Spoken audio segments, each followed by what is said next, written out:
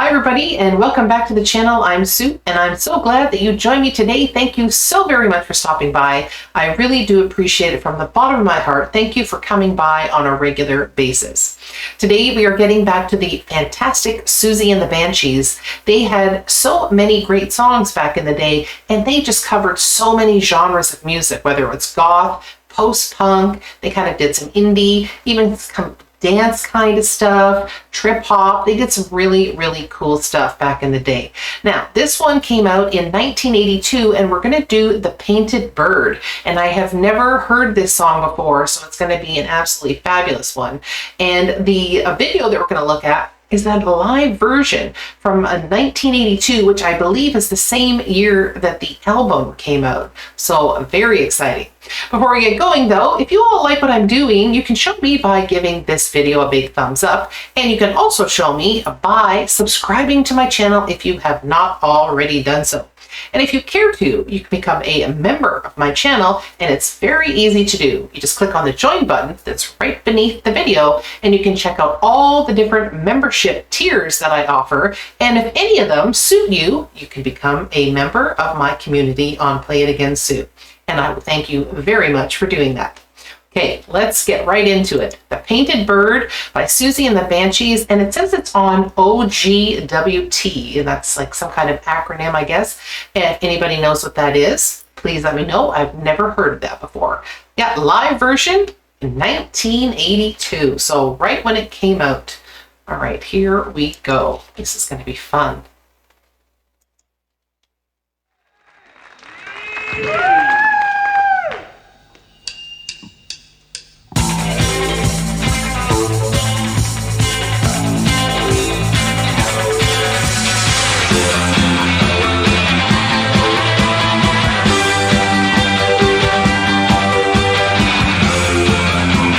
I love the way she moves. Always bopping.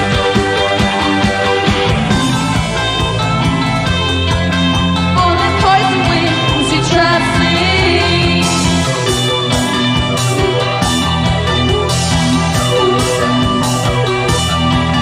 Crazy shoes to throw, like you're confusing you.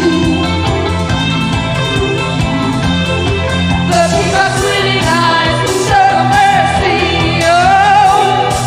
No mercy on Painted Bird. It's her, just a Painted Bird hurting next to her. Painted Bird. It's her, just a Painted Bird hurting next to her. Love it. Look at her move.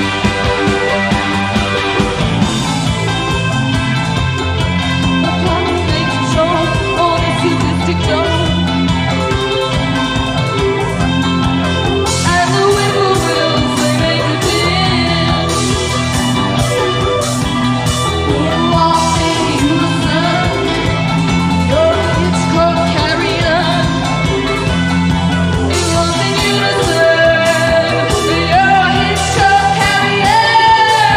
Carry on. Nice. Painted bird, it's a bird, just a painted bird hurting next to her. Painted bird, it's a bird, just a painted bird hurting next to her.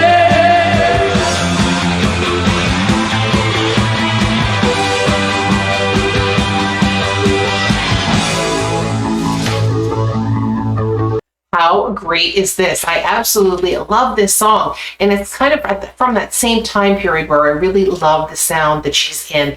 I always liked all the stuff that I had heard by her, but there was some of it I liked better. And when she got into the later things in the 90s, like Kiss Them For Me, for example, it had a little bit more of a dancey kind of theme, and I liked it. But this kind of sound by SIOUXSIE and the Banshees, I thought was their classic kind of sound. This has a very psychedelic kind of indie rock feel to it, and I think it's absolutely genius. It's almost kind of dreamlike in some ways, the way they're playing the instruments. And I see we're seeing a very young Robert Smith in there playing guitar, and I'm very surprised by this because I knew that Robert Smith actually was in the band, or at least played with the band earlier on, but I didn't realize that he was still playing with them, or at least on occasion. I don't know, maybe this was just a one-off, in in 1982. I would have thought that he wouldn't have been doing anything with them anymore because I thought he would have been full on with The Cure at that point. But very interesting to see him.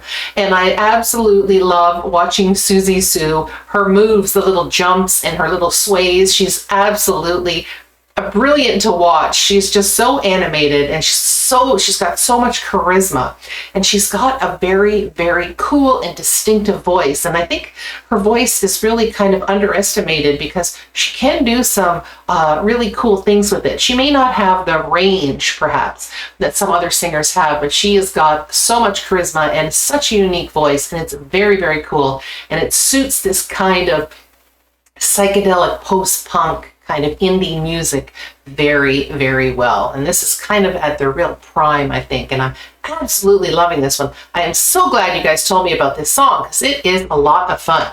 All right, I'm going to rewind this just a wee bit here.